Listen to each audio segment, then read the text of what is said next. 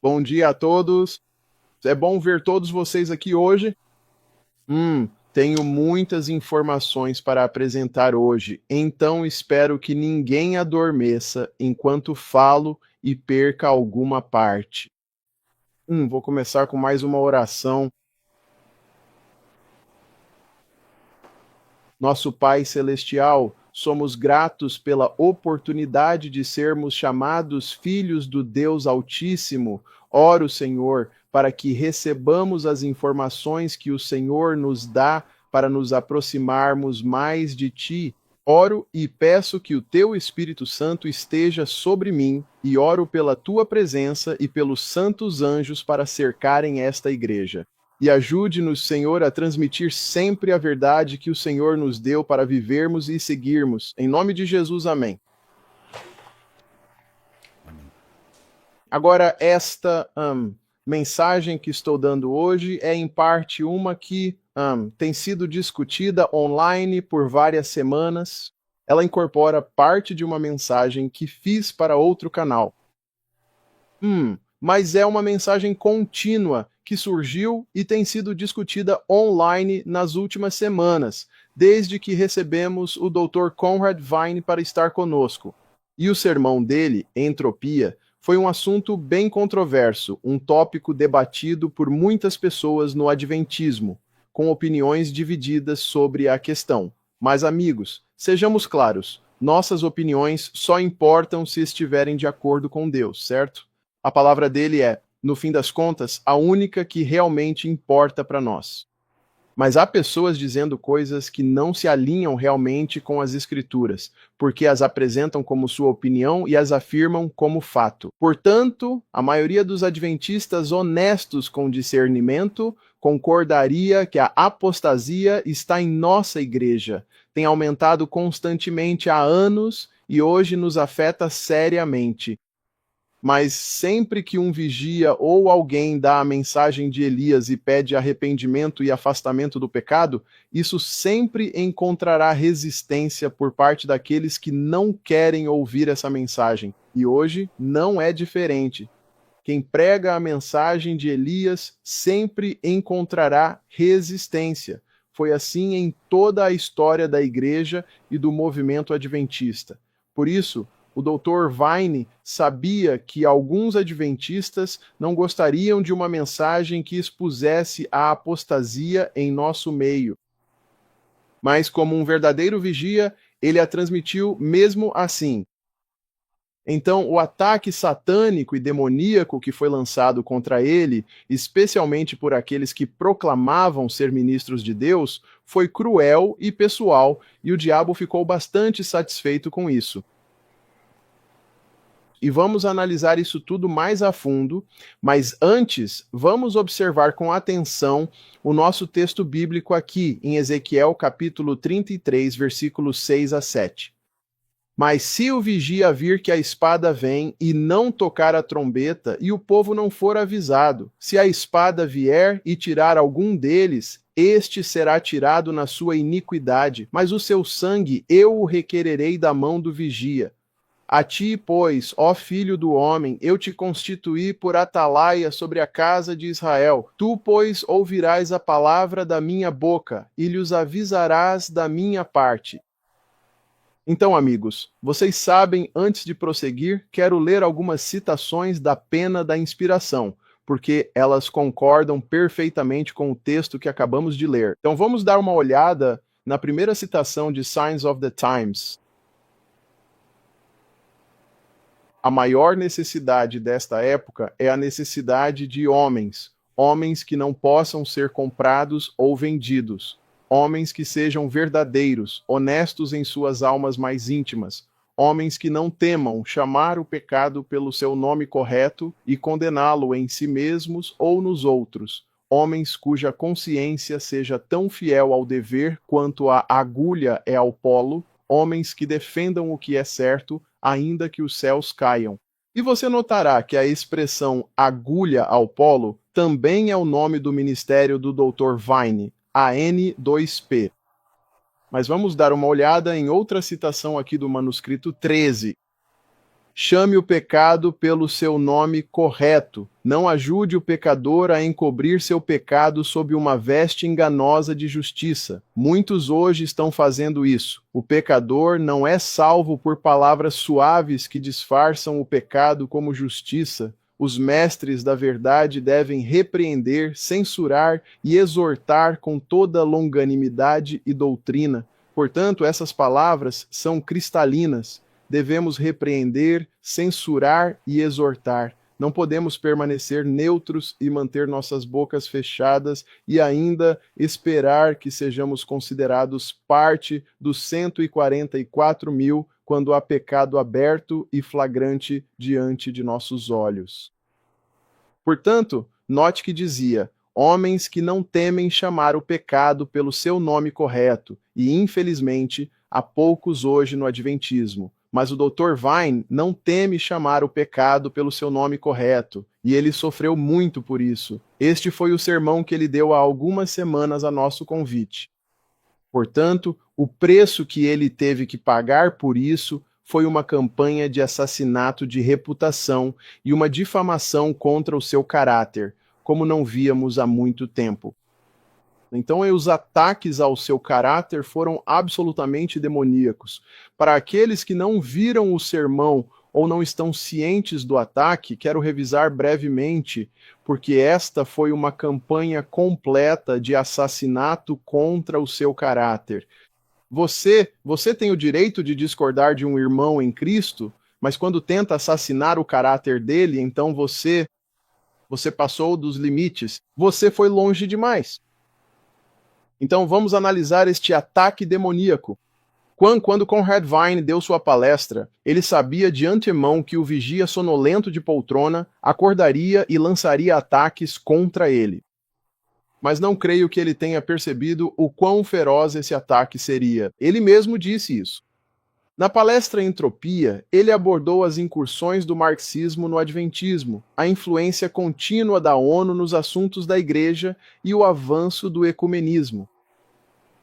Ele convocou os adventistas a pararem de apoiar essa apostasia com seus recursos e a usá-los para ajudar aqueles que estão realmente fazendo o trabalho, obreiros fiéis que se sustentam por conta própria. Ora, foi essa declaração que atraiu a ira dos vigias de poltrona, que lançaram um ataque pessoal venenoso e vitriólico contra ele, comparando-o ao próprio Satanás. Eu não vou repetir os detalhes desse ataque horrível hoje. Se você quiser o link da apresentação que fiz em outro canal, pode dar uma olhada. O dízimo tem sido um tema de confusão para muitos adventistas hoje, então vamos analisar esse tópico em profundidade.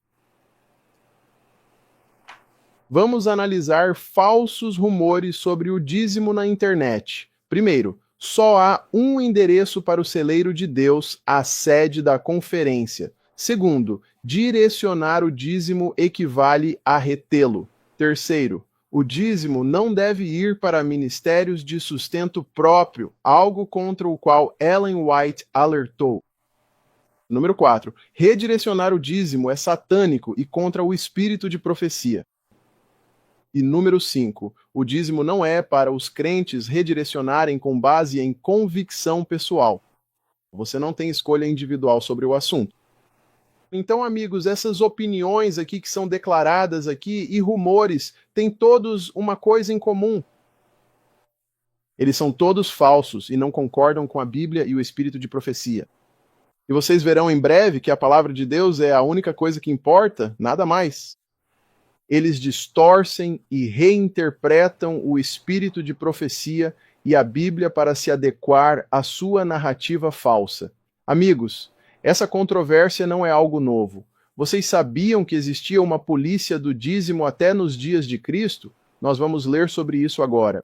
Vamos ler sobre eles. Abram suas Bíblias em Mateus 23, 23 e 24. E vamos ler sobre eles. Observem o que diz aqui. Ai de vós, escribas e fariseus, hipócritas, pois que dizimais a hortelã, o endro e o cominho, e desprezais o que é mais importante na lei, o juízo, a misericórdia e a fé. Deveríeis, porém, fazer essas coisas, e não omitir aquelas, condutores cegos, que coais um mosquito e engolis um camelo. E isso aconteceu. Havia muitas pessoas coando o mosquito e ignorando o camelo. Os escribas e fariseus podem ter partido há muito tempo, amigos, mas seus parentes ainda estão por aí, e eles estão coando mosquitos e engolindo camelos hoje em dia. Eles também estavam por perto na época de Ellen White, e ela teve que lidar bastante com eles, como veremos em breve. Mas antes, queremos analisar exemplos bíblicos de ministérios de sustento próprio, que Ellen White chama de linhas irregulares ou obreiros de sustento próprio. Antes disso, precisamos que todos coloquem seus chapéus de discernimento espiritual, pois à medida que eu ler essas citações, vocês começarão a reconhecer o engano. É preciso discernimento espiritual para ver isso. Analisemos exemplos bíblicos de sustento próprio: Noé, Enoque, Abraão, Moisés, Neemias, Esdras, Isaías e Jeremias no Antigo Testamento. Todos esses foram ministérios de sustento próprio. E quanto ao Novo Testamento? João Batista, ministério de sustento próprio. Jesus, ministério de sustento próprio. Os discípulos de Jesus também, ministérios de sustento próprio. Paulo, o apóstolo Paulo. Então aqui vai uma pergunta, porque muitas pessoas trazem isso à tona, especialmente em referência a Jesus. Judas era o tesoureiro de Jesus. Ele era o ministério de sustento próprio definitivo? Então vamos fazer uma pergunta. O que havia na bolsa que Judas carregava? Dinheiro, certo? Dízimos e ofertas estavam naquela bolsa. Embora Cristo soubesse que Judas era ladrão, não o expôs aos discípulos, pois queria alcançá-lo. A salvação dele estava em jogo. É um ponto importante, pois alguns usam o exemplo de Judas para dizer: podemos apoiar apóstatas. Não importa. Então ele deu a Judas todas as oportunidades para se converter. E Ellen White diz algo muito cuidado. Ela diz: as circunstâncias alteram os casos. Isso é muito importante e veremos exatamente esse princípio na história da viúva com as duas moedas. Portanto, Deus espera que sejamos sentinelas fiéis em Isaías 58:1, também em Ezequiel 3:10, 7 a 21 e também em Ezequiel 33, 2 a 9. Mas ele nunca, em momento algum nas Escrituras, nos atribuiu a tarefa de sermos a polícia do dízimo para ditar e controlar a consciência dos outros. Essa é uma decisão pessoal. Aqueles que estão fazendo isso, essa polícia do dízimo online hoje, estão realmente fazendo um trabalho que Deus nunca os chamou para fazer. Essa é uma decisão pessoal apenas entre você e Deus. Não há terceiros nessa decisão. O que o espírito de profecia diz sobre tudo isso? Vamos analisar, pois você verá muitas citações e um padrão que se repete constantemente. Veja o primeiro. E quanto ao celeiro? Ellen White afirma: o celeiro é o tesouro de Deus, usado para espalhar a verdade e salvar almas. Isso está em Testemunhos, Valmírio 2, página 665, e note: existem apenas 2 lugares para depositar nossos tesouros, no celeiro de Deus ou no de Satanás.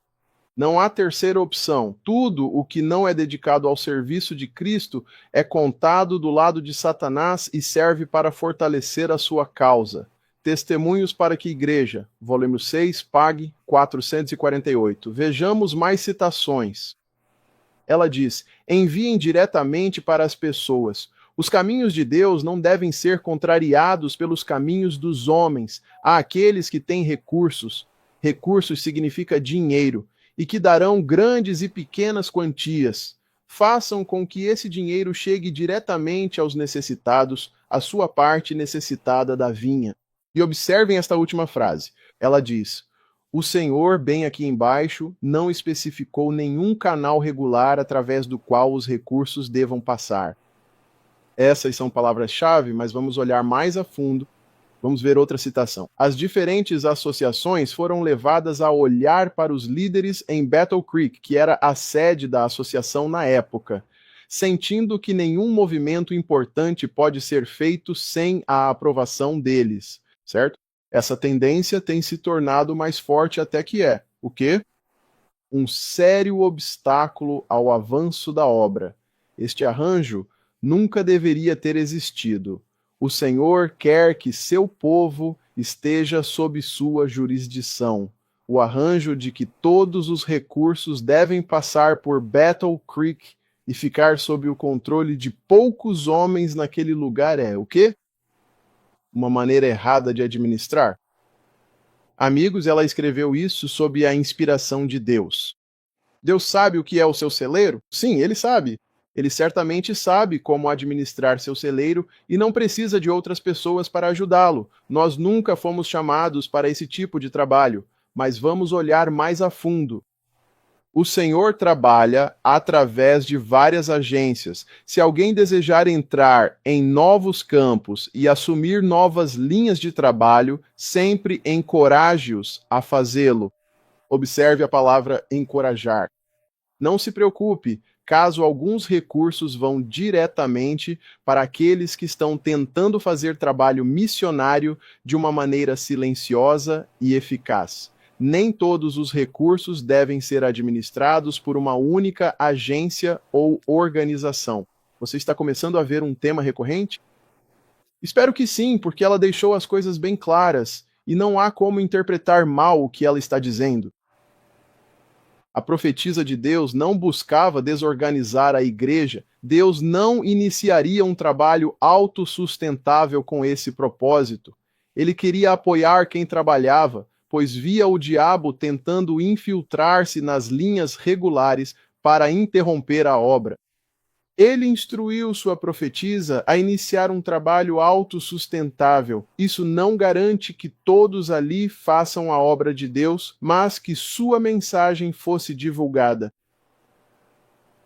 Então ela iniciou o trabalho autossustentável sob a direção do Senhor, e Satanás fazia incursões na igreja porque queria controlar a obra de Deus.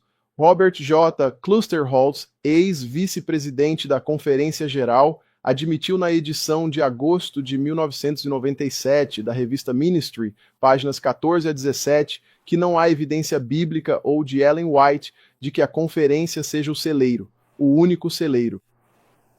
O mundo é o celeiro de Deus. Tudo o que usamos para a sua obra vai para o seu tesouro, e mostraremos isso. Mas em 1904, algo mudou.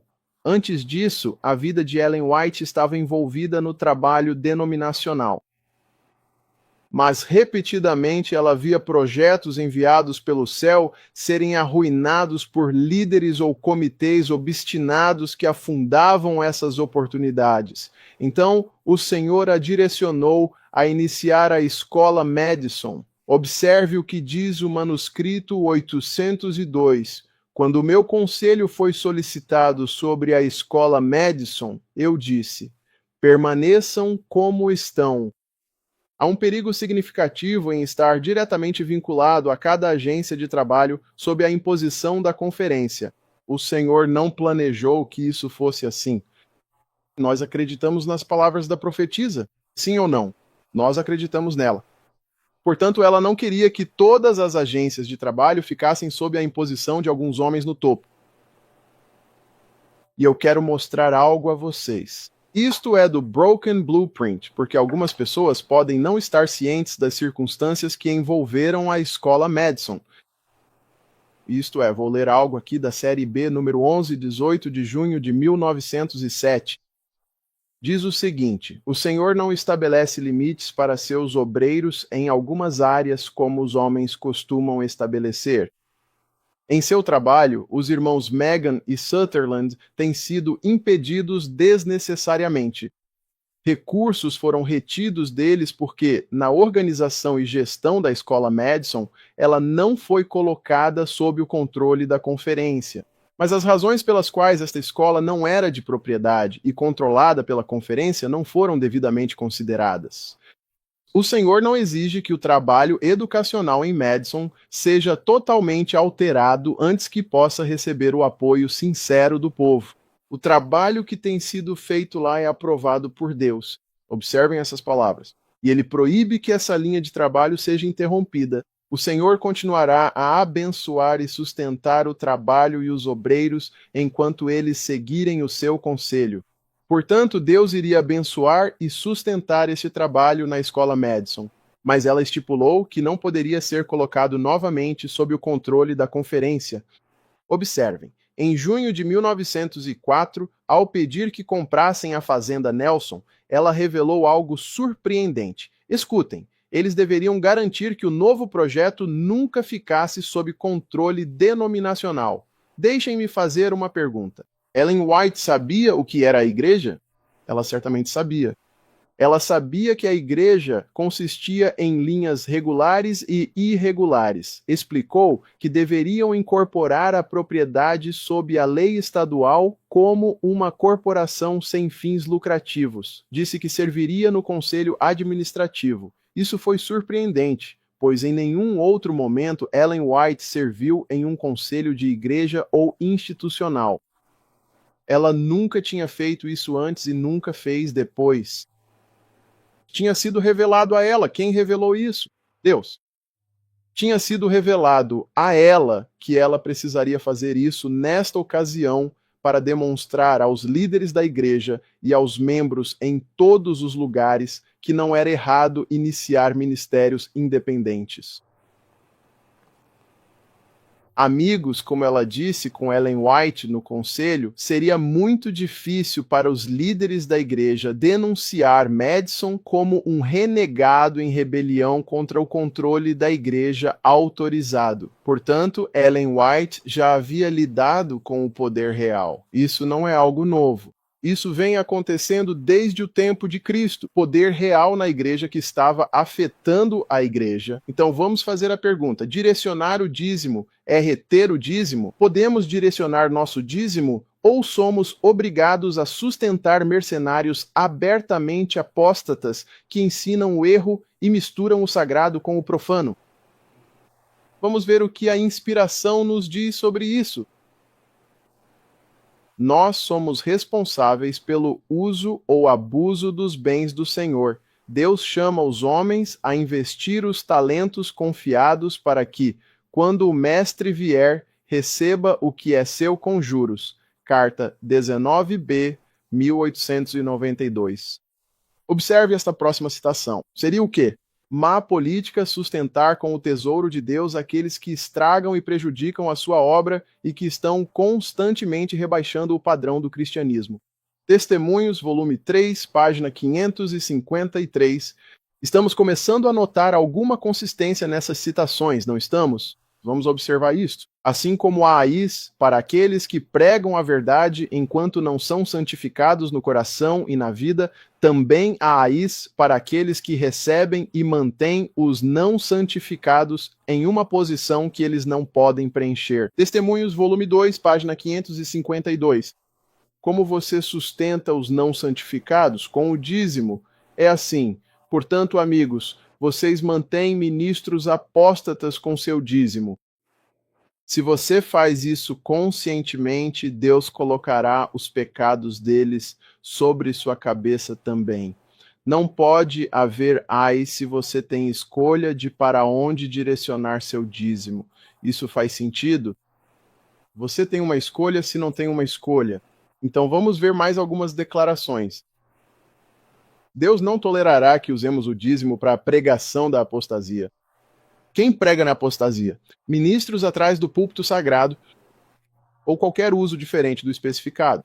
Existem ais terríveis para aqueles que pregam a verdade, mas não são santificados por ela, e também, observe estas palavras aqui, também para aqueles que consentem em receber e manter, lá está de novo, os não santificados para ministrar a eles em palavra e doutrina. 1 Testemunhos 261 a 262. Estas palavras são confusas para alguém? Isso não é confuso, é? Vamos ver a próxima citação. Deus deseja que os homens tragam os homens para um relacionamento direto e uma relação direta com Ele mesmo. Diz que todo homem foi feito um mordomo de um encargo sagrado. Cada um deve cumprir seu encargo de acordo com a direção do doador. E por cada um, uma conta de sua mordomia deve ser prestada a Deus. Quem é responsável? Nós somos responsáveis por investir esses recursos nós mesmos.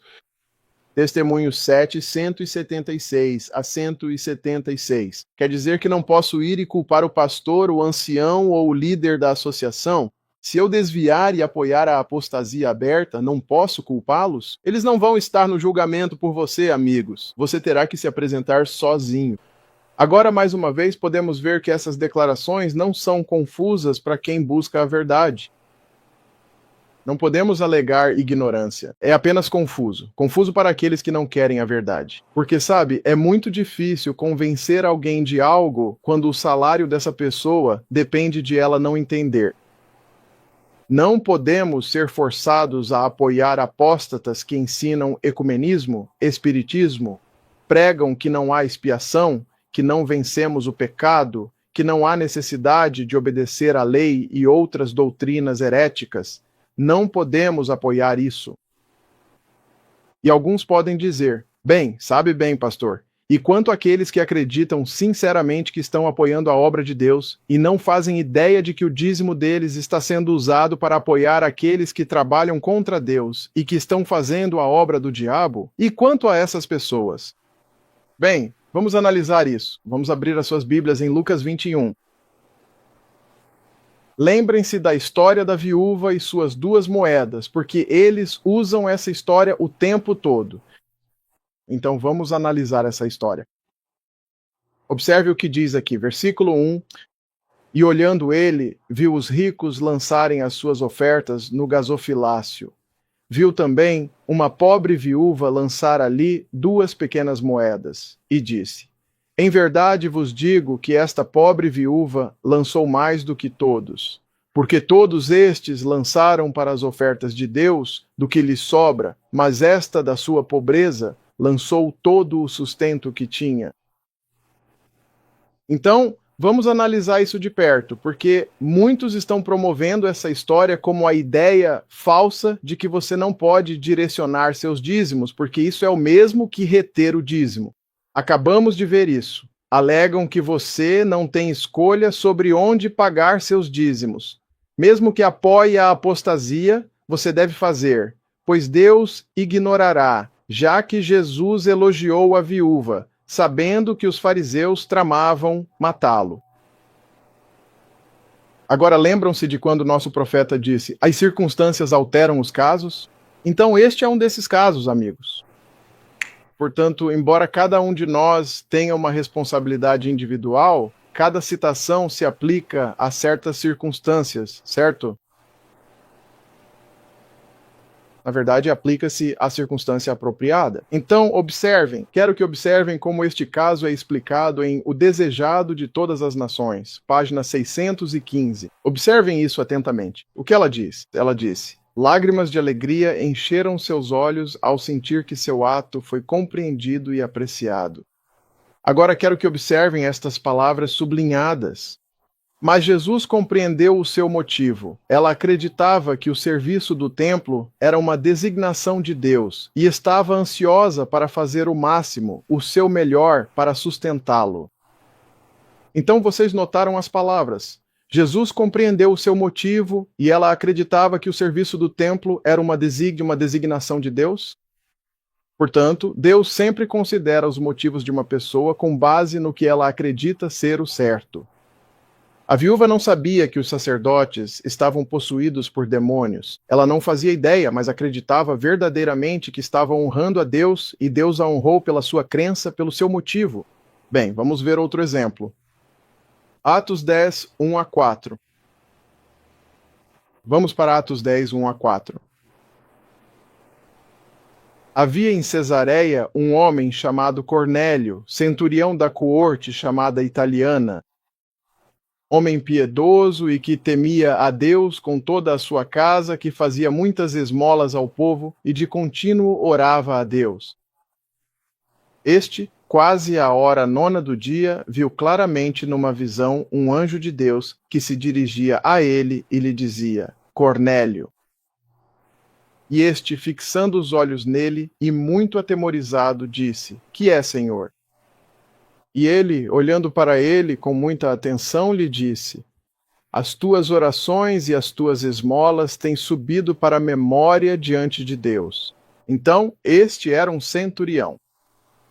Ele não guardava o sábado. Ele não era judeu. Ele não era hebreu. Ele estava vivendo de acordo com a luz que tinha e Deus o considerou. Deus não nos julga com base no que não sabemos. Ele nos julga com base no que sabemos ou na luz que nos foi dada e que rejeitamos. O centurião não conhecia toda a luz, por isso Deus aceitou as suas esmolas. Amigos, Deus não nos condenará pelo que não sabemos, mas se mantivermos conscientemente ministros não santificados, ficamos sem desculpa. Não podemos dizer eu não sabia. Não, você sabia. Então, o que dizer da ideia falsa de que o dízimo não pode ser enviado para ministérios de sustento próprio, quando os líderes da associação ignoraram os apelos de Ellen White e tentaram desencorajar o envio de dízimos e ofertas até mesmo para a escola de Madison? Ela escreveu esta carta, frustrada. Ela diz: Aqueles em nossas associações que sentiram que têm autoridade para proibir a coleta de recursos em um determinado território, eu agora digo que este assunto me foi apresentado repetidas vezes. Nossa, repetidas vezes. E agora dou meu testemunho em nome do Senhor àqueles a quem diz respeito, onde quer que vocês estejam, façam o quê? Abstenham-se de proibir. Os fiscais do dízimo também existiam na época dela. Eles queriam que todo o dinheiro fosse apenas para eles, mantendo o controle total. Ellen White sabia que os líderes atrapalhavam a obra de Deus, por isso ele a orientou a iniciar um trabalho de autossustento. E ela o fez na escola Madison. Ela iniciou uma escola da igreja autossustentável. Então, observem o que isto diz aqui sobre os anos, porque o dízimo é uma decisão pessoal entre você e Deus apenas. Ela diz: por anos, a mesma rotina, a mesma maneira regular de trabalhar tem sido seguida. E a obra de Deus tem sido o quê? Grandemente prejudicada. Deus clama por um reavivamento e reforma. Então, sim, seus servos fiéis que estão dando a mensagem de Elias clamarão por reavivamento e reforma. As linhas regulares não fizeram o trabalho que Deus deseja ver realizado. Que o reavivamento e a reforma façam mudanças constantes. Algo foi feito nessa linha, mas que o trabalho não pare por aí. Não, que todo jugo seja quebrado. Que os homens despertem para a consciência de que eles têm uma responsabilidade individual. Carta 60, de 28 de junho. Quantas vezes ela precisa repetir isso? De quantas formas diferentes ela tem que falar para entendermos? Então, vamos ver isso de novo. Ela diz: a demonstração atual é suficiente para provar a todos que tem o verdadeiro espírito missionário, que as linhas regulares podem se tornar um fracasso e uma armadilha. Com Deus ajudando o seu povo, o círculo de reis, o poder real que ousou assumir tais responsabilidades, nunca mais exercerá seu poder não santificado nas chamadas linhas regulares. Amigos, estamos vendo esse poder não santificado em plena exibição hoje? Quando você não pode nem falar na cozinha de alguém sem a permissão deles, isso é chamado de poder real, amigo. A Bíblia diz que todos os homens são irmãos, todos seus irmãos. Então, antes de prosseguirmos, vamos responder a esta pergunta, que é muito relevante para as linhas de trabalho regulares ou irregulares. O espírito de profecia é cristalino ao dizer que o dízimo pode ir para os ministros de Deus para alimentar o rebanho e seus obreiros bíblicos. E isso vem de um manuscrito 189. Portanto, um ministro pode ser aquele que atende, que serve e cura, como um médico ou um missionário médico. Pode ser um evangelista, pode ser até mesmo a esposa de um pastor ou uma mulher que está fazendo trabalho em tempo integral como missionária, ministrando aos outros. E esses obreiros que estão tanto nas linhas regulares quanto nas irregulares podem ser pagos com o dízimo. A decisão de Ellen White sobre o dízimo começou por volta de 1868. Isso foi poucos anos após o início da conferência, devido ao incidente com Hannah More. Alguns de vocês se lembram desse incidente? O incidente de Hannah More. Ela era uma missionária adventista, acredito que ela era da igreja metodista, mas era uma missionária adventista. Não me citem sobre qual igreja era. Ela veio de outra denominação e a adventista a aceitou quando ela se convenceu sobre o sábado. Veio trabalhar para eles, mas a deixaram morrer por negligência, sem lhe dar um centavo sequer. Ellen White jurou que isso nunca mais aconteceria sob sua supervisão. Veja nestas citações que a liderança queria controle total de cada centavo, como fazem hoje, muito antes da carta de Watson ser divulgada. Eles resistiram repetidamente aos seus esforços para apoiar a obra de Deus nas linhas irregulares que ela iniciou. Os líderes da igreja não apenas exigiam que todos os fundos passassem por eles, mas declaravam que isso era necessário por serem a voz de Deus na terra. Se você pensava que o Papa de Roma reivindicaria tal distinção, eles também a reivindicaram. Eles são a voz de Deus. Mas observe como Ellen White respondeu a isso. Que Deus conceda que as vozes que foram tão rapidamente levantadas para dizer que todo o dinheiro investido na obra deve passar pelo canal designado em Battle Creek, a sede da Associação Geral, não sejam ouvidas. Então ela diz a mesma coisa repetidamente, apenas de formas diferentes, amigos. E aqui está uma carta que ela escreveu para A.G. Daniels, publicada no manuscrito inédito de Spalding Magan. Ela afirma, fazendo referência direta à nossa conferência, que é repetido vezes sem conta que essa seria a própria voz de Deus. E, portanto, tudo deve ser encaminhado à conferência, para que ela tenha a palavra final com relação à permissão ou restrição, ou ao que deve e ao que não deve ser feito nos vários campos de atuação. E, afinal, o que ela pensa sobre tudo isso? Ela diz: já ouvimos o suficiente sobre o fato de que tudo deve seguir o caminho regular. Quando observamos que as linhas regulares são alteradas, purificadas e refinadas, e percebemos que o molde sagrado do Deus do céu repousa sobre elas, então torna-se o nosso dever solene estabelecer essas linhas regulares. Ela estava realmente farta, pois eles continuavam a resistir a ela a cada passo do caminho. Eles simplesmente resistiram a ela. Aqui está mais um.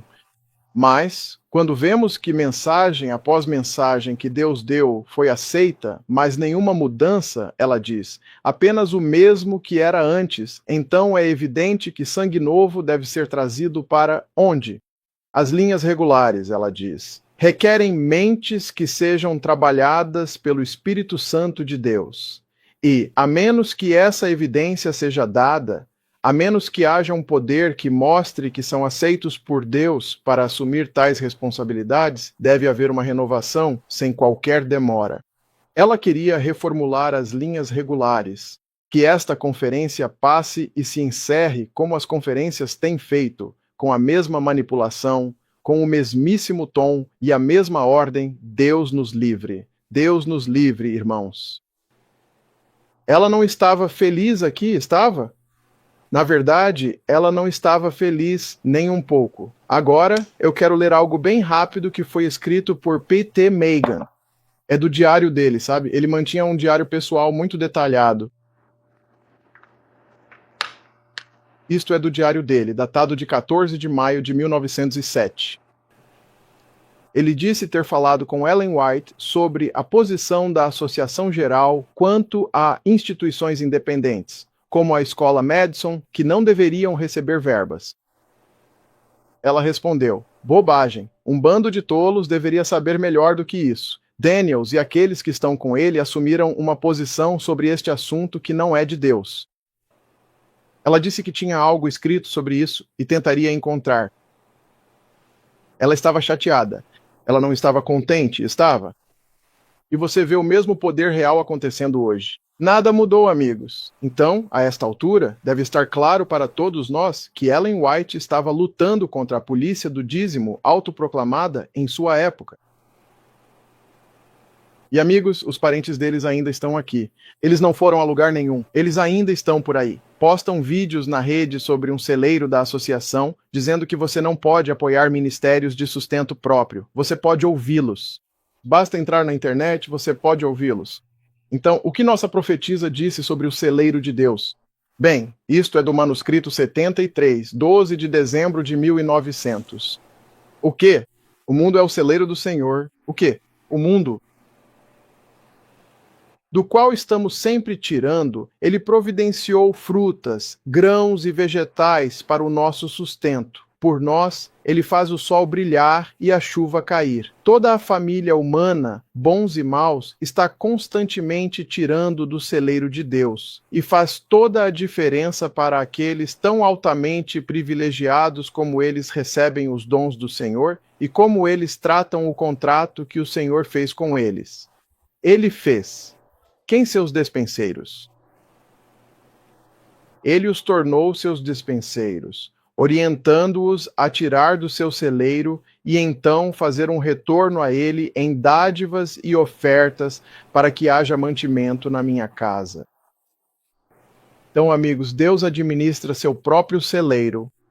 Ele não precisa da nossa ajuda. Ele precisa da nossa ajuda para sermos vigias fiéis. Ele não precisa da nossa ajuda para interferir com outros homens e ditar a consciência de outros homens. Ele conta os cabelos da nossa cabeça e ele sabe cada centavo que gastamos. Ele sabe disso. Ele não precisa da nossa ajuda com isso. E, portanto, ele não precisa de nenhum desses policiais do dízimo autoproclamados na internet ou de qualquer outra pessoa para ajudá-lo nesse esforço, amigos, para serem a consciência de outro homem e ditarem a outra pessoa onde eles devem gastar seu dinheiro para fazer a obra do Senhor e onde eles devem frequentar a igreja. Essa é estritamente uma decisão pessoal entre nós e Deus somente. Isso realmente não é da conta deles. Sabe, eu tive várias pessoas que entraram em contato comigo de diferentes estados, como Flórida, Kentucky, Missouri, Washington e até da Califórnia. Foi um alcance impressionante de todo o país. Eles não querem sustentar um mercenário em sua igreja local, porque a pessoa talvez esteja atacando a verdade, fazendo o trabalho do diabo, trazendo a adoração a Baal, promovendo falsa doutrina. Eles não querem apoiar isso. E eles me disseram, eu não quero ir a algum lugar e participar de algo que desonra a Deus. Participar disso. Prefiro ficar em casa e assistir no YouTube a um culto que seja uma bênção para mim. Que direito eu tenho, ou qualquer outra pessoa tem, de dizer, não, você tem que ir lá e apoiá-los de qualquer maneira? Amém. Não, amigos, vocês não têm. Existem mercenários agora mesmo que estão se passando por pastores. O diabo tem agentes infiltrados como pastores na igreja. Percebem? Se não estão cientes da apostasia acontecendo, me perguntem. Tenho 2 links para lhes enviar. Vocês podem ver os seus melhores momentos online, de 30 anos atrás e um de hoje. Está acontecendo. O diabo tem agentes destruindo a obra de Deus. Deveríamos ser forçados a apoiar os agentes dele? Não. Você sabe, eu acabei de receber algumas ligações, não faz muito tempo, recentemente, na verdade, nesta última semana e antes. Esses indivíduos estavam chateados porque, primeiro, essa pessoa estava em uma condição física muito, muito ruim. Isso era uma ameaça à vida, vamos colocar dessa forma. Eles ligaram para o pastor, tudo o que eles queriam que o pastor fizesse era orar. Eles ligaram para ele sem resposta. Eles ligaram para ele uma segunda vez. Bem, sim, eu vou te ligar. Nunca ligou para ele. Nunca ligou para ele. No segundo caso, a mesma coisa. Ela ligou, ela estava passando por uma cirurgia e queria que o pastor orasse. Ela ligou e pediu ao pastor, por favor, ore por mim. Nem recebeu retorno. Se você é pastor e está ocupado demais para orar pelo seu rebanho, não deveria exercer esse ministério. Você precisa se sentar, porque há presbíteros que são melhores pastores do rebanho. Sente-se e deixe o presbítero assumir o comando. É vergonhoso. Eu orei com ambos. Mas o que estou dizendo, amigos, é que essas pessoas são mercenários. Essas pessoas deveriam agora ser forçadas a sustentar esse mercenário? Não, de jeito nenhum. isto é, o desejado de todas as nações 616, 617. Os governantes judeus reconheciam a obrigação do dízimo e isso estava correto, mas eles não deixavam o povo cumprir suas o quê? Próprias convicções de dever. Guias cegos que coais um mosquito e engolis um camelo. Ai de vós, escribas e fariseus hipócritas. Cristo chamou-os de hipócritas. Amigos, nós realmente temos que fazer a obra do Senhor e precisamos garantir que a obra do Senhor seja feita. Porque Deus nos pedirá contas. Ele definitivamente nos pedirá contas. Olhem para isto. Esta é a carta de Watson que alguns dizem ser apenas temporária, mas não é. Não foi para todos. Foi temporário. Ela diz: eu destinei meu dízimo aos casos mais necessitados que conheci. Fui instruída a fazer isso. Quem a instruiu? O Senhor.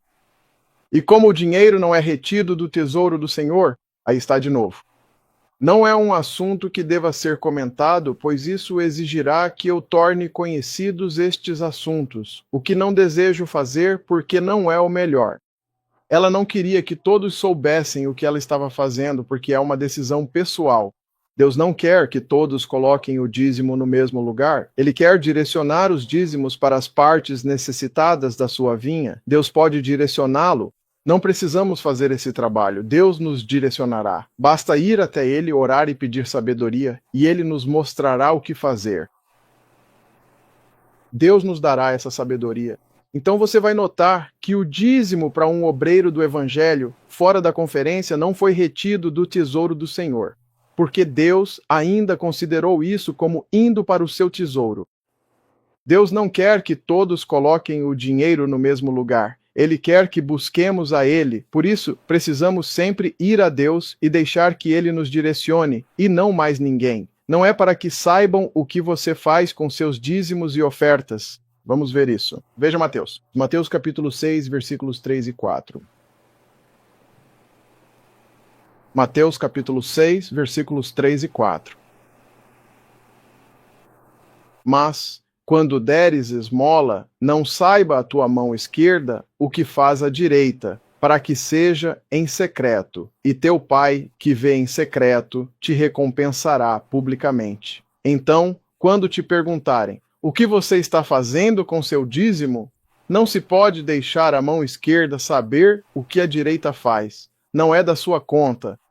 É assunto de Deus. Então devemos perguntar: Deus nos dá a liberdade de escolha baseada em nossas convicções? Ou devemos deixar que outros direcionem nosso dízimo e ofertas? O que a inspiração diz sobre isso?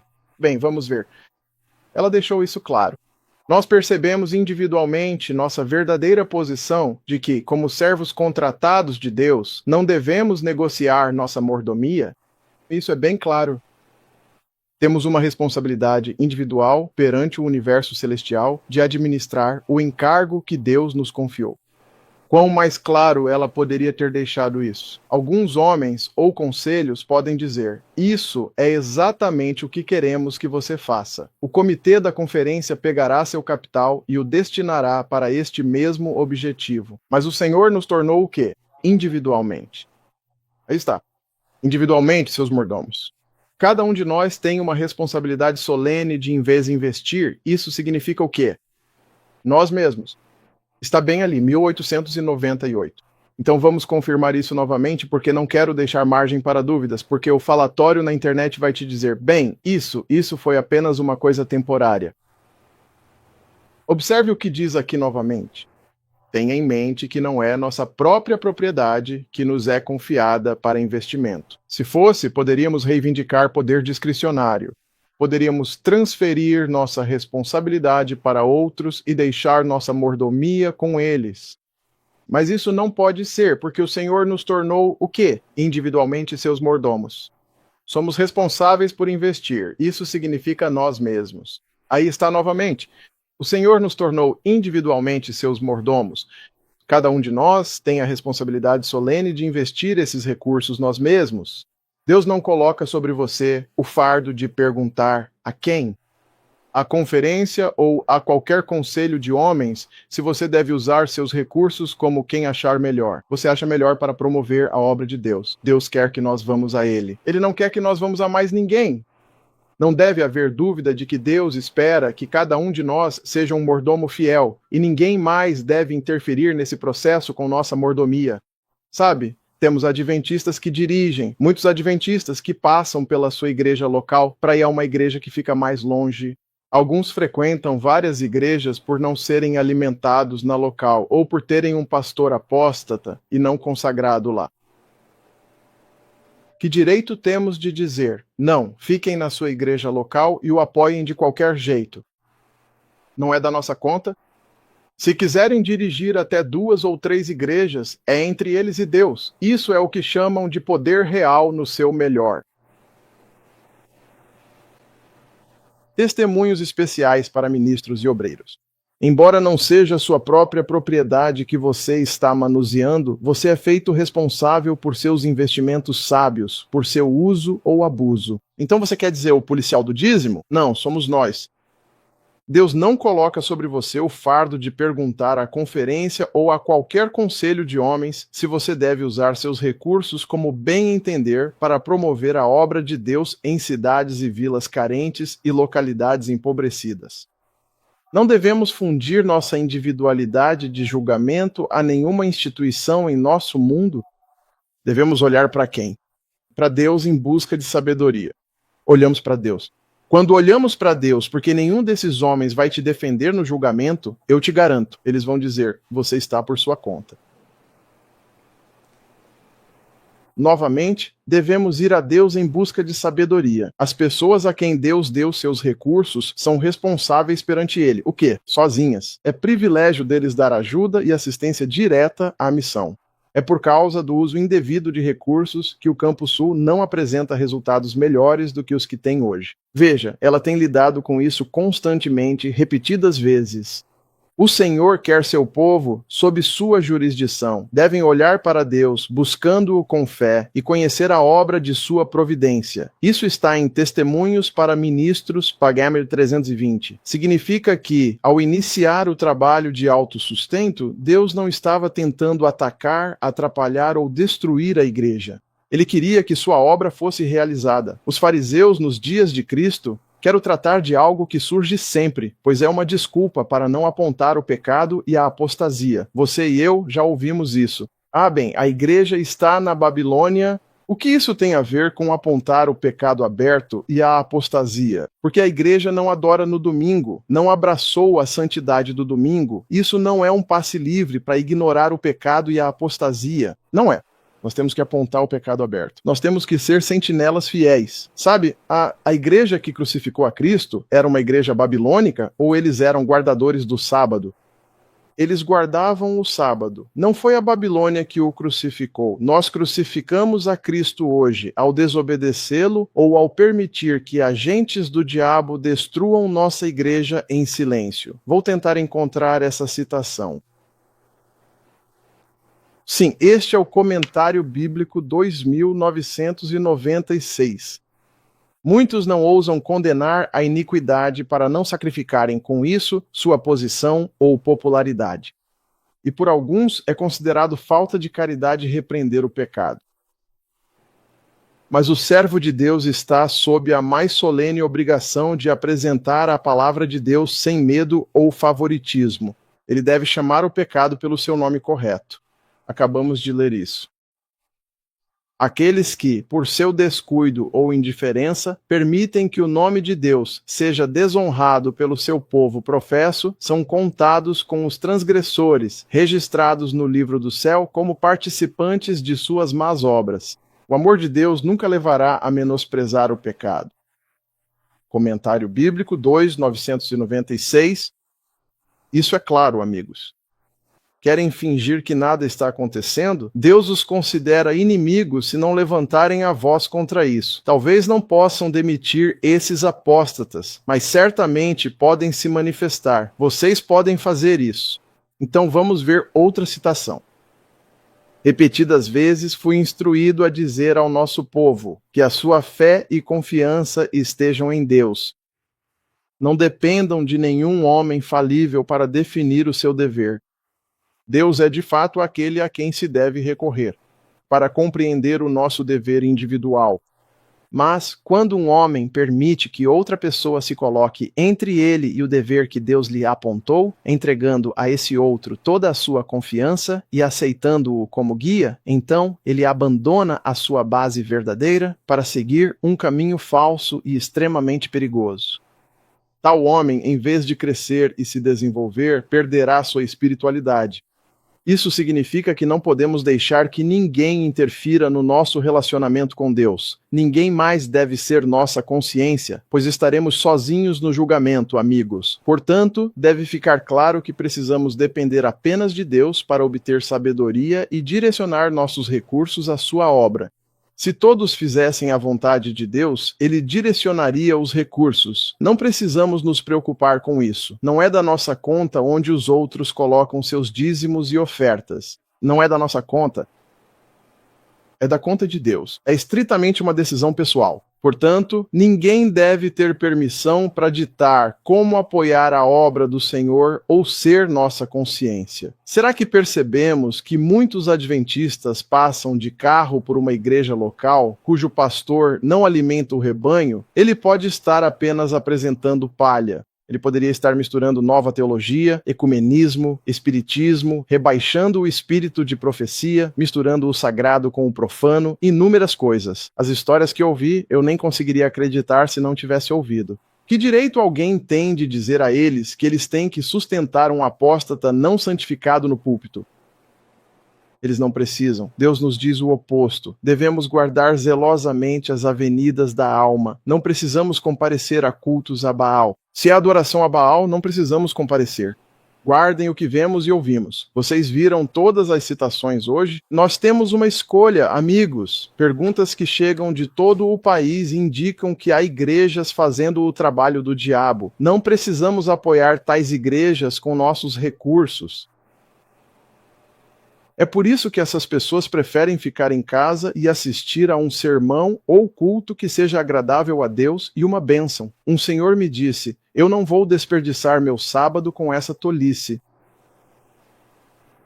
Quem tem o direito de dizer-lhe o que fazer? Quem de nós ousaria dizer o contrário? Estamos no tempo do sacudimento, amigos. O espírito de profecia diz que é o testemunho direto que causa o sacudimento na igreja, não o dízimo, nem onde o colocamos. Isso é um testemunho direto, certo?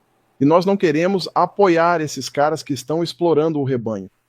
Não, nós não vamos apoiá-los. Se sabemos que eles estão explorando o rebanho, Deus não vai esperar que você apoie esse homem. Então, o que é que causa o sacudimento? Aqui está. Perguntei o significado do sacudimento que eu tinha visto. Foi-me mostrado que seria causado pelo testemunho direto invocado pelo conselho da testemunha verdadeira aos laodiceanos. Este testemunho direto, alguns não suportarão. Não, eles não gostam disso. Eles não gostam do testemunho direto. Eles vão se levantar contra isso, certo? Eles se levantaram contra isso. Eles não queriam ouvir isso. E isso causará um sacudimento entre o povo de Deus. Vamos ver outra citação aqui. Amigos, alguns de nós perdemos o ponto principal da entropia do sermão e usamos o dízimo para evitar a questão muito maior da apostasia que está causando problemas e rebelião na igreja que estamos enfrentando hoje. Portanto, os servos de Deus são obrigados a pregar a verdade e repreender o pecado aberto na igreja. É a mensagem de Elias que somos obrigados a dar. E qualquer coisa menos que isso, estaremos do lado do adversário das almas. Mais alguns slides e encerraremos. O grande conflito. Em todas as gerações, Deus enviou seus servos para repreender o pecado tanto no mundo quanto na igreja.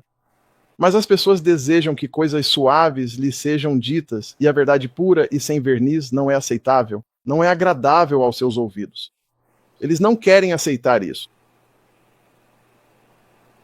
De Our Father Cares é quando os descrentes lançam desprezo sobre a palavra de Deus que os fiéis Calebes são chamados. É então que eles permanecerão firmes no posto do dever, sem ostentação e sem se desviar por causa de reprovação. Os espiões descrentes estavam prontos para destruir Caleb. Ele viu as pedras nas mãos daqueles que trouxeram um falso relatório, mas isso não o dissuadiu. Ele tinha uma mensagem. Ele a proclamaria. O mesmo Espírito será manifestado hoje por aqueles que são fiéis a Deus. Então, algumas dessas pessoas vão querer apedrejar você quando você pregar a verdade. Eles não gostam disso. Tudo bem, amigos. Temos que permanecer firmes pelo Senhor, mesmo que os céus caiam. Temos que nos manter tão retos quanto uma agulha para o polo. E vou encerrar com este texto, Ezequiel 44, 23, 24. E ensinarão ao meu povo a diferença entre o santo e o profano, e os farão discernir entre o imundo e o limpo. E em meio a qualquer controvérsia, eles se apresentarão para julgar e julgarão segundo os meus justos juízos, e guardarão as minhas leis e os meus estatutos em todas as minhas assembleias, e solenemente santificarão os meus sábados. Amigos, sejamos fiéis a Deus, pois a Bíblia e o espírito de profecia não dizem que a maioria na igreja e no mundo serão salvas. Dizem-nos o oposto, que serão perdidos. Continuemos fiéis. Vou encerrar com uma oração. Nosso Pai Celestial, ajuda-nos a ser Calebes fiéis, cada um de nós a defender a verdade, porque os dias estão chegando em que a perseguição soará forte e quente contra nós, e apenas aqueles que fizeram do Senhor o seu padrão, defenderão a verdade. A palavra de Deus é o nosso padrão, e se permanecermos e vivermos de acordo com a verdade, seremos verdadeiros e fiéis adventistas do sétimo dia. A placa no prédio não nos torna adventistas. O prédio em si não nos torna adventistas. É a nossa disposição de receber, aceitar e obedecer a verdade. Em nome de Jesus, eu oro. Amém.